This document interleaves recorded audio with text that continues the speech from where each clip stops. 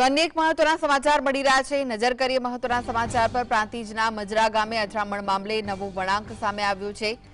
જે મહત્વના સમાચાર સમગ્ર મામલે પોલીસની ગંભીર બેદરકારી હોવાનું બહાર આવ્યું છે। તો ધાર્મિક વિવાદને લઈને 16 ઓક્ટોબરે પણ મારઝૂડ થઈ હતી। પ્રાંતિજ પોલીસને લેખિતમાં ફરિયાદ આપી હોવા છતાં પોલીસે ગંભીરતા ન દાખવી હોવાના સમાચાર મળી રહ્યા છે। તો રાજેશ સોમાભાઈ પટેલ દ્વારા લેખિત ફરિયાદ કરવામાં આવી હતી। ફરિયાદ મામલે પોલીસે કોઈ કાર્યવાહી ન કરતા ગત રાત્રે ધીંગાણું સર્જાયું હતું।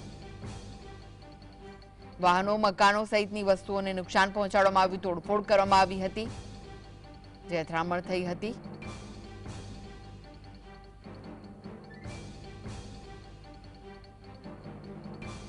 તો કેટલાક લોકોને ઈજાઓ પણ પહોંચી છે, જેના કારણે તેમને હોસ્પિટલ ખસેડાયા હતા, જ્યાં સારવાર કરવામાં આવી। આપ દ્રશ્યો જોઈ રહ્યા છો। ગાડીઓના કાચને પણ તોડી દેવામાં આવ્યા છે। તો આ વિશે વધુ માહિતી માટે જોડાઈ ગયા છે સંવાદદાતા જુગનુ। શું અપડેટ છે આ સમગ્ર મામલે? કૃષ્ણા, પ્રાંતિજ તાલુકાના મજરા ગામમાં મોડી રાત્રે થઈ હતી। ધાર્મિક કાર્યક્રમના વિવાદને લઈને આ અથડામણ થઈ હતી। ત્યારે અથડામણ બાદ ગામનું વાતાવરણ તંગ થયું હતું।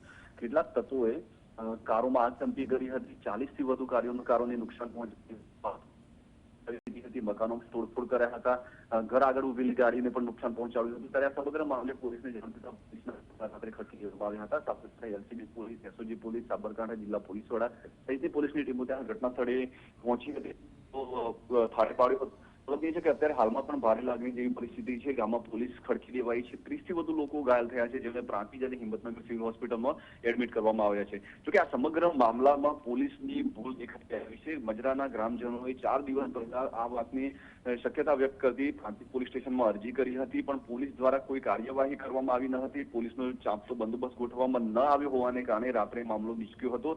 ત્યારે આ સમગ્ર મામલે જિલ્લા પોલીસ વડાએ ગંભીરતાથી લીધી છે અને પોલીસ કર્મીઓ સામે પણ કાર્યવાહી થાય તેવી શક્યતા જોવાઈ રહી છે। જી કૃષ્ણા। જી આભાર જુગનુ સમગ્ર માહિતી આપવા માટે।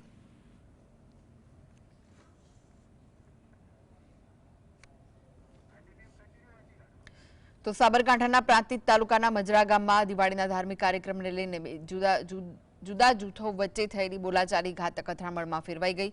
બંને પક્ષે પથ્થરમારો, તોડફોડ અને ગાડીઓ સળગાવવાની ઘટનાઓ સામે આવી। અસામાજિક તત્વોએ મકાનોના કાચ, ઇલેક્ટ્રોનિક સામાન અને વાહનોને નિશાન બનાવ્યા। લાકડા અને તીક્ષ્ણ હથિયારોથી ઘાતકી હુમલાઓ થયા।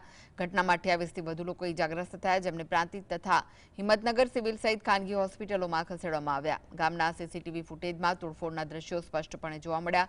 હાલ મજરા પોલીસ બંદોબસ્ત વધારવામાં આવ્યો છે। એલસીબી અને એસઓજીના કાફલાઓ ખડકી દેવાયા છે। ઘટનાથી ગામમાં ભય અને અશાંતિનો માહોલ સર્જાયો છે। 11 વાગે અચાનક આવીને એકદમ પથ્થરમારો કર્યો અમારા ઘર ઉપર।